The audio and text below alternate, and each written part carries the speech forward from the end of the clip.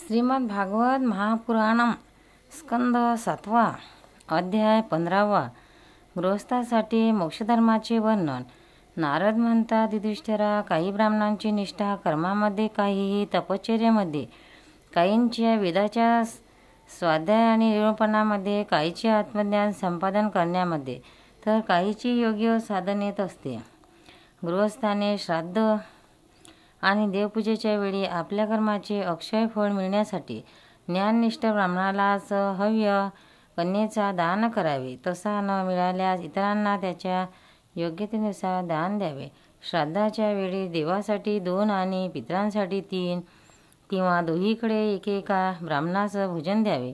धनवान असणाऱ्याने सुद्धा यापेक्षा अधिक विस्तार करू नये, कारण आप्तेष्टांचा विस्तार केल्याने देशकालानुसार श्रद्धा, पदार्थ, पात्र आणि पूजन व्यवस्थित होत नाही.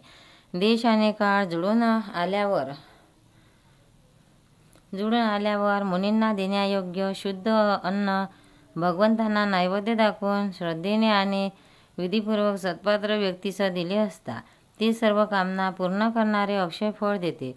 अन्न समर्पण करतेवेळी देव, ऋषी, पितर, अन्य प्राणी, स्वजन आणि स्वतःला सुद्धा परमात्मा स्वरूपात पाहावे. धर्माचे मर्म जाणणाऱ्या पुरुषाने श्राद्धाच्या वेळी मांस अर्पण करू नये आणि स्वतःही खाऊ नये, कारण मुनींना योग्य अशा अन्नाने पितरांना अत्यंत प्रसन्नतेला लाभते, तशी पशुहिंसेने नाही.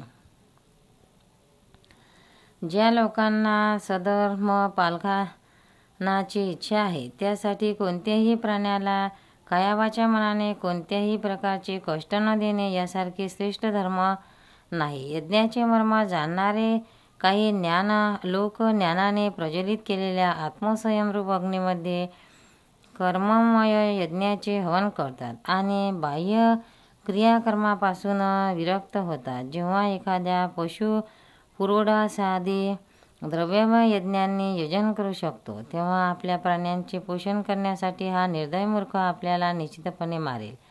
या विचाराने सर्व प्राणी घाबरून जातात. म्हणून सर्व धर्म जाणणाऱ्या मनुष्याने प्रारब्धानुसार दररोज मिळणाऱ्या मुनिजनांना योग्य अशा अन्नाने आपले नित्य नैमित्तिक कर्म करावेत आणि त्यात संतुष्ट असावे.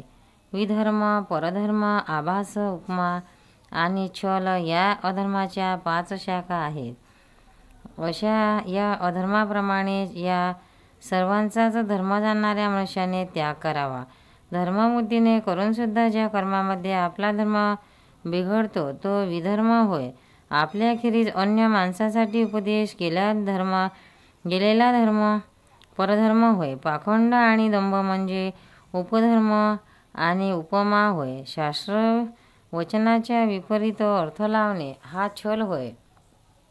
आपल्या आश्रमाहून वेगळ्या धर्माला माणूस स्वच्छतेने धर्म मानतो तो आभास होय. आपल्याला स्वभावाला अनुकूल जो वर्णाश्रम धर्म असतो तो कोणाला शांती देणार नाही बरे.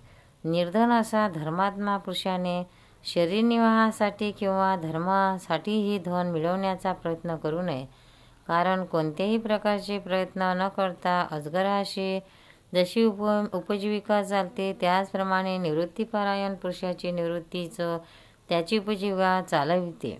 आत्मसुखात रममाण होणाऱ्या निष्क्रिय पण संतुष्ट पुरुषाला जे सुख मिळते ते जो इच्छेने आणि लोभाने धनासाठी वणवण हिंडतो त्याला कसे बरे मिळू शकेल.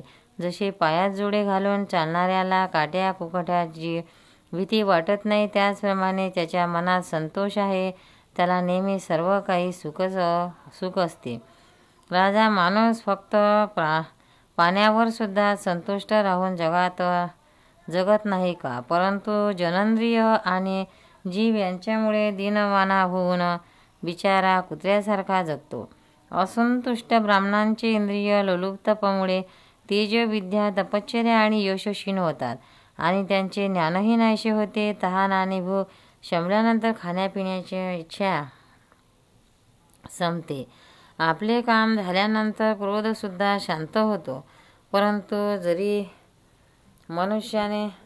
माणसाने पृथ्वीवरील सर्व दिशांकडील राज्य जिंकून घेतले आणि त्याचा उपभोग घेतला, तरी लोभाचा शेवट होत नाही. अनेक विषयांचे जाणकार, शास्त्रातील शंकांचे समाधान करणारे आणि विद्वानाच्या सभांचे सभापती असणारे विद्वानसुद्धा असंतोषामुळे अधपतित होतात. संकल्पनाचा त्याग करून कामनांचा त्याग करून क्रोधाला, अर्थाला अनर्थ समजून लोभाला आणि तत्वविचाराने भयाला जिंकले पाहिजे. अध्यात्मविद्येचे शोक आणि मोह यावर, संतांच्या शिवेने दंभावर, मौनाच्या द्वारा योग्य साधनेतील विघ्नांवर आणि शरीर प्राण इत्यादींना क्रियाशून्य करून हिंसेवर विजय मिळवला पाहिजे. अधिभौतिक दुःखाला दयेने, अधिभौतिक विधनांना समाधीने आणि आध्यात्मिक दुःखाला योगबलाने, तसेच झोपेला सात्विक गोष्टीच्या सेवनाने जिंकले पाहिजे. सत्वगुणाच्या योगाने रजोगुण तमगुणावर आणि विरक्तीने सत्वगुणावर विजय मिळवला पाहिजे. श्री गुरुभक्तीने या सर्वांवर माणसाला सहज विजय मिळवला येतो. हृदयामध्ये ज्ञानाचा दिवा तेवत ठेवणारे गुरुदेव साक्षात भगवंतच आहेत. जो दुर्बुद्धी पुरुष त्यांना सामान्य माणूस समजतो, त्याचे सर्व शास्त्राचे श्रवण हत्तीच्या स्नानाप्रमाणे व्यर्थ होय. मोठे मोठे योगेश्वर त्यांच्या चरणकमलांच्या अनुसंधानात राहतात. प्रकृती आणि पुरुषाचे अधीश्वर असलेले ते गुरु साक्षात भगवंतच असतात. लोक त्यांना अज्ञानाने माणूस समजतात. शास्त्रामध्ये जितके नियम सांगितले आहेत त्याचे तात्पर्य हेच आहे की कामादी 6 शत्रूवर 6 इंद्रियावर विजय मिळवावा. एवढेच करूनही जर त्या नियमांनी भगवंताचे ध्यान करता आले नाही तर सारा खटाटोप व्यर्थ आहे. जसे शेती, व्यापार इत्यादी आणि त्यापासून मिळणारे फळसुद्धा योगसाधनेने फळ जे भगवतप्राप्ती ते देऊ शकत नाही, त्याप्रमाणे दांभिक माणसाने केलेली लोकोपयोगी आणि यज्ञयागादी कर्म कल्याणकारी होत नाहीत, उलट अनर्थकारक फळ देतात. जो आपल्या मनावर विजय मिळवून इच्छितो त्याने आसक्ती आणि संग्रह याचा त्याग करून संन्यास ग्रहण करावा. एकांतात एकट्यानेच राहावे आणि भिक्षेवर मिळालेले मर्यादित भोजन करावे. राजा पवित्र आणि सपाट जमिनीवर आपले आसन अंथरावे आणि त्यावर सुख व रीतीने ताठ व स्थिर बसून ओंकाराचा जप करावा. जोपर्यंत मन विषयापासून परावृत्त होत नाही तोपर्यंत नाकाच्या टोकावर दृष्टी एकाग्र करून पूरक, कुंभक आणि रेचक करून प्राणायाम करावा. बुद्धिमान माणसाने कामाच्या आवेगाने भटकावणारे चित्त जेथे जेथे जाईल तेथून त्याला परत खेचून आणून हळूहळू उदयास स्थिर करावे. जेव्हा साधक नेहमी अशा प्रकारे अभ्यास करतो तेव्हा इंधन न मिळालेला अग्नी जया विझून जातो, त्याप्रमाणे थोड्याच काळात त्याचे चित्त शांत होते. अशा प्रकारे जेव्हा कामादी विकार उत्पन्न न झाल्यामुळे सर्व वृत्ती अत्यंत शांत होतात तेव्हा चित्ताला ब्रह्मानंदाचा स्पर्श होतो. पुन्हा ते कधी विचारयुक्त होत नाहीत. जो संन्यासी अगोदर धर्म, अर्थ आणि कामाचे मूळ आहे, कारण असलेल्या गृहस्थाश्रमाचा त्याग करून पुन्हा त्याचे सेवन करतो, तो निर्लज्ज आपणच ओकलेले पुन्हा खातो. ते आपल्या शरीराला अनात्मा, नाशिवंत आणि विष्ठा, कृमी तसेच राख समजले जाते. तेच मूर्ख पुन्हा त्याला आत्मा समजून त्याची प्रशंसा करू लागतात. कर्माचा त्याग केलेल्या गृहस्थाश्रमी, व्रताचा त्याग केलेले ब्रह्मचारी, गावात राहणारा वानप्रस्थ आणि इंद्रिय लोलुप्त संन्यासी हे चारही आश्रमांना कलंक होत आहेत आणि आश्रमाचे विनाकारण ढोंग करतात. भगवंताच्या मायेने मोहित झालेल्या त्या मुखाची किवच केली पाहिजे.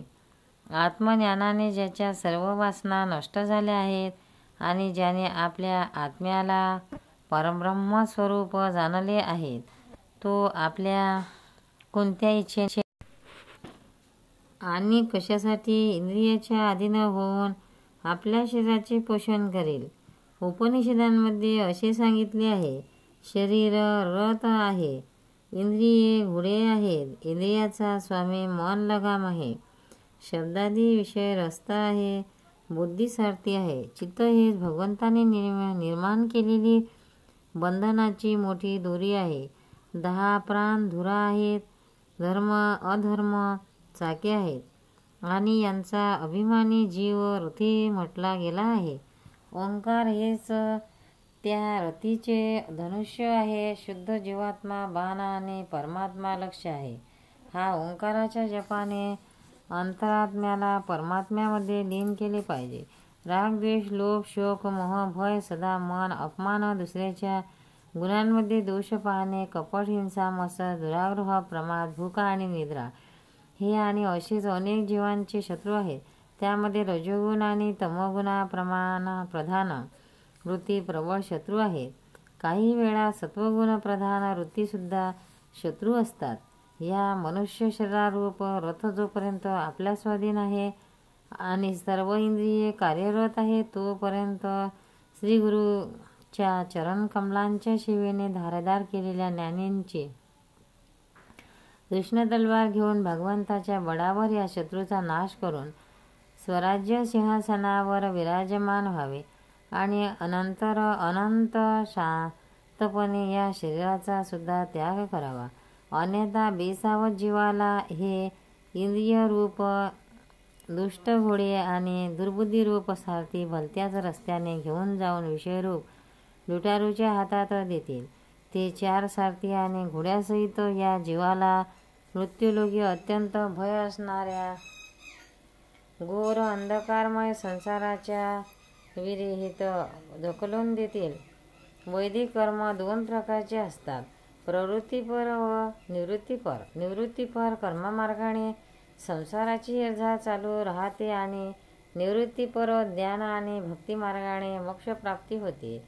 शयनयागादी हिंसामय याग अग्निहोत्र दर्श पौर्णमास चतुर्मास पशुयाग सोमयाग वैष्णवदेव बलिहरण इत्यादी द्रव्यमय कर्मांना इष्ट म्हणले जाते आणि देवालय बगीचे विहिरी बांधणे पानपोळी घालणे यासारखी लोकोपयोगी कामे ही कृतकर्म होत. ही सर्व प्रवृत्तीपर काम्यकर्म आहेत आणि इति अशांतीला कारण ठरतात. हे राजा, मेल्यानंतर प्रवृत्ती मार्ग पुरुष चरु पुरोडाश इत्यादी द्रव्याचा सूक्ष्म भागांपासून बनलेले शरीर धारण करून भूमाभिमानी देवतांच्या जवळ जातो. नंतर तेथून अनुक्रमे रात्र कृष्ण पक्ष आणि दक्षिण यांच्या अभिमानी देवतांजवळ जाऊन चंद्रलोकात जाऊन पोचतो. तेथून पुण्य भोगून झाल्यावर त्याचा देह तेथील देह नाहीसा होऊन पावसाच्या वृष्टीतून त्याचा सूक्ष्म देह अनुक्रमे वनस्पती अन्न वीर्य याच्या रूपात परिणत होऊन पितृयान मार्गाने पुन्हा या लोकात जन्म घेतो. अशा रीतीने त्याच्या पुण्यकर्मानुसार त्या लोकात जाऊन पुण्यभोग संपल्यावर पुन्हा जन्म घेतो. गर्भधानापासून अंत्येष्टीपर्यंतच्या सर्व संस्कारांनी युक्त असलेला निवृत्तीमार्ग द्विज सर्व द्रव्य यज्ञांच्या ज्ञानाने प्रज्वलित झालेल्या इंद्रियामध्ये हवन करतो. इंद्रियांना दर्शनादी संकल्परूप मनामध्ये, मनाला परावाणीमध्ये आणि परावाणीला वर्ण समुदायामध्ये, वर्ण समुदायाला अ उ म या 3 स्वरूपाच्या रूपाने राहणाऱ्या ओंकारामध्ये, ओंकाराला बिंदूमध्ये, बिंदूला नादामध्ये, नादाला सूत्रात्मारूप प्राणामध्ये आणि प्राणांनाला ब्रह्मामध्ये लीन करतो. अशा रीतीने तो निवृत्तीनिष्ठ ज्ञानी अनुक्रमे अग्नी सूर्य दिवस मध्यांत शुक्ल पक्ष पौर्णिमा आणि उत्तरायणाच्या अभिमानी देवतांच्या जवळ जाऊन ब्रह्मलोकात पोचतो. तेथील भोग समाप्त झाल्यावर तो स्थूल उपाधियुक्त असलेले विश्वशरीर सूक्ष्मामध्ये विलीन करून सूक्ष्म उपाधियुक्त तेजस होतो. नंतर सूक्ष्म उपाधीच्या कारण शरीरामध्ये लय करून कारणोपाधिक प्राज्ञ होतो. नंतर त्या शरीराचा लय करून तुरीय रूपात राहतो. अशा प्रकारे दृश्यांचा लय झाल्यानंतर तो शुद्ध आत्मात राहतो. हेच मोक्षपद होय. याला देवयान मार्ग म्हणतात. या मार्गाने जाणारा आत्म्याचा उपासक अनुक्रमे एका देवतेकडून दुसऱ्या देवतेकडे जात ब्रह्मलोकात जातो आणि तेथे आपल्या स्वरूपात स्थित होतो. तो पुन्हा जन्माला येत नाही. पितृयान आणि देवयान हे दोन्हीही वेदाने सांगितलेले मार्ग आहेत. जो यांना शास्त्ररूप दृष्टीने जाणतो तो शरीरात राहूनही मोहित होत नाही. जो उत्पन्न होणाऱ्या शरीराच्या आधी व शेवटी असतो, जो विषयारूपाने बाहेर आणि भोक्तारूपाने आत असतो, तसेच कारण व कार्य जाणणे आणि जाणणाऱ्याचा विषय वाणी आणि वाणीचा विषय अंधार आणि प्रकाश इत्यादी वस्तूच्या रूपामध्ये सर्व काही हा तत्वव्यक्ताच असतो. म्हणूनच मोह त्याला स्पर्श करू शकत नाही. आरसा इत्यादींमध्ये दिसणारे प्रतिबिंब विचार आणि युक्ती यांनी बाधित होऊनही सत्य वाटते. त्याचप्रमाणे इंद्रियांना दिसणाऱ्या वस्तू सत्य नाहीत. हे विचार, युक्ती आणि आत्मानुभव यांनी सिद्ध होऊन सुद्धा खऱ्या वाटतात. या शरीराची निर्मिती पृथ्वी वगैरे पंचमहाभूतापासून झालेली नाही. तसेच ते त्या पंचमहाभूताचा समूह नाही की परिणामही नाही. ते आपल्या अवयवामध्ये वेगळे नाही आणि त्यांनी युक्त नाही, म्हणून ते मिथ्या आहे. तशीच पंचमहाभूते सुद्धा अवयवी असल्यामुळे त्यांच्या अवयवापासून सूक्ष्मभूतापासून वेगळी नाहीत. पुष्कळ विचार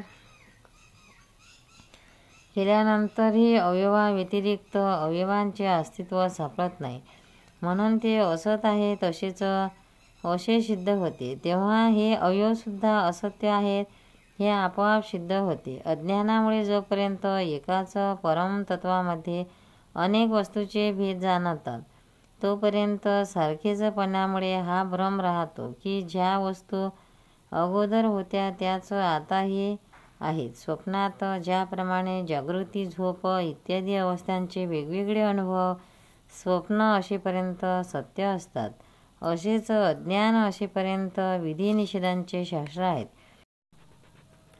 जे विवेकी पुरुष स्वानुभूतीने आत्म्याच्या भावादैत्य, क्रियादैत्य आणि द्रव्यदैत्य अशा त्रिविध अदैत्याचा साक्षात्कार करून घेतात, ते जागृती, स्वप्न, सुषुप्ती आणि द्वेष्टा दर्शन दृश्य हे भेदरूप स्वप्न असल्याचे जाणून त्यांचा त्याग करतात. वस्त्र जसे सूतरूपच असते तसेच कार्यसुद्धा कारणभूत आहे, त्यात भेद नाही असे जाणणे म्हणजे भावदैत्य. परमात्मा व विश्व एकरूप मानणे म्हणजेच भावदैत्य. युधिष्ठिरा, मन, वाणी आणि शरीराने होणारी सर्व कर्म स्वतः परमात्म्यामध्येच होत आहेत, हा भाव ठेवून सर्व कर्म त्याला समर्पण करून हे क्रियादेत होय.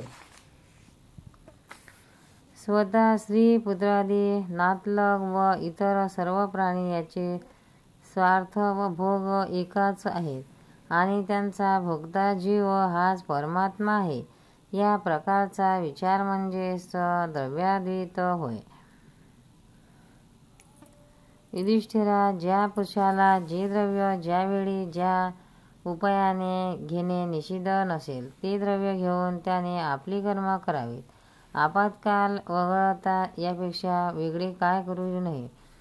महाराज, वेदांनी सांगितलेल्या या तसेच इतर सर्व स्वकर्माच्या अनुष्ठानाने भगवत मनुष्य घरात राहून सुद्धा श्रीकृष्णांना प्राप्त करतो. युधिष्ठिरा, हेच पहा ना, तुम्ही आपले स्वामी भगवान श्रीकृष्णाच्या कृपेने मोठमोठ्या विपत्ती पार करून गेलात आणि त्याच्याच चरणकमलांच्या सेवेने सर्व भूमंडळ जिंकून घेतले. राजसूयादी यज्ञ केले. पूर्वीच्या महाकल्पामध्ये पूर्वजन्मी मी एक गंधर्व होतो. माझे नाव उपमाहन होतो. आणि गंधर्वांमध्ये मला मोठा मान होता. सौंदर्य, कोमलता, माधुर्य आणि सुगंध यामुळे मी अत्यंत सुंदर दिसत होतो. स्त्रिया माझ्यावर अत्यंत प्रेम करीत. मी उन्मत्त आणि अत्यंत विलासी होतो. एकदा देवाच्या ध्यानसत्रात प्रजापती आले होते. भगवंताच्या लीलांचे गायन करण्यासाठी गंधर्व आणि अप्सरांना बोलविले होते. ते कळल्यावर मी स्त्रियांसह वेड्यासारखा गात तिथे गेलो. हा आपला अनादर करीत आहे असे प्रजापतीला वाटून त्यांनी आपल्या सामर्थ्याने मला शाप दिला की तू आमची अवहेलना केलीस आहेस, म्हणून तुझी सर्व संपत्ती नष्ट होऊन तू लवकरच शूद्र होशील. त्याच्या शापाने मी दासीपुत्र झालो, परंतु त्या शूद्र जीवनातही महात्म्यांचा सहवास आणि सेवातृष्णा झाल्यामुळे मी पुढच्या जन्मी ब्रह्मदेवाचा पुत्र झालो. गृहस्थाचा पापनाशक धर्म मी तुला सांगितला. या धर्माच्या आचरणाने गृहस्थाश्रमसुद्धा संन्याशाला मिळणारे परमपद अनायासे प्राप्त करून घेतो. या मनुष्यलोकात तुमचे भाग्य फार मोठे आहे, कारण तुमच्या घरात साक्षात परब्रह्म पुरुष रूपात गुप्त रूपाने निवास करते. म्हणूनच साऱ्या जगाला पवित्र करणारे ऋषीमुनी त्यांचे दर्शन घेण्यासाठी तुमच्याकडे येत असतात. महापुरुष नेहमी त्यांच्या शोधात असतात, जे मायालेशविरहित परमशांत परमात्मा, नंदानुभव स्वरूप परमब्रह्म आणि तेच तुमचे प्रिय हितेशी मामेभाऊ पूज्य आज्ञाधारक गुरु आणि स्वतः आत्मा श्रीकृष्ण आहे. शंकर, ब्रह्मदेव इत्यादींसुद्धा आपली बुद्धी पणाला लावूनही ज्यांचे खरेखुरे वर्णन करू शकले नाहीत, त्यांची आम्ही मौन भक्ती आणि संयम यांनीच पूजा करतो. आमच्या या पूजेचा स्वीकार करून भक्तवत्सल भगवान आमच्यावर प्रसन्न होत. श्री शुक म्हणतात, देवर्षीचे हे बोलणे ऐकून युधिष्ठिराला अत्यंत आनंद झाला आणि प्रेमभराने त्याने भगवान श्रीकृष्णाची पूजा केली. भगवान श्रीकृष्ण आणि राजा युधिष्ठिराचा निरोप घेऊन आणि त्याच्या सत्कार्याला स्वीकार करून देवर्षी नारद निघून गेले. भगवान श्रीकृष्णच परब्रह्म आहेत हे ऐकून युधिष्ठिराच्या आश्चर्याला पारावार आला नाही. अशा प्रकारे मी तुला दक्षकन्याच्या वेगवेगळ्या वंशाचे वर्णन ऐकविले. त्यांच्याच वंशामध्ये देव, असुर, मनुष्य इत्यादी चराचर सृष्टी उत्पन्न झाली. स्कंद 7 समाप्त. हरि ओम तत्सत. गोपाळ कृष्ण भगवान की जय.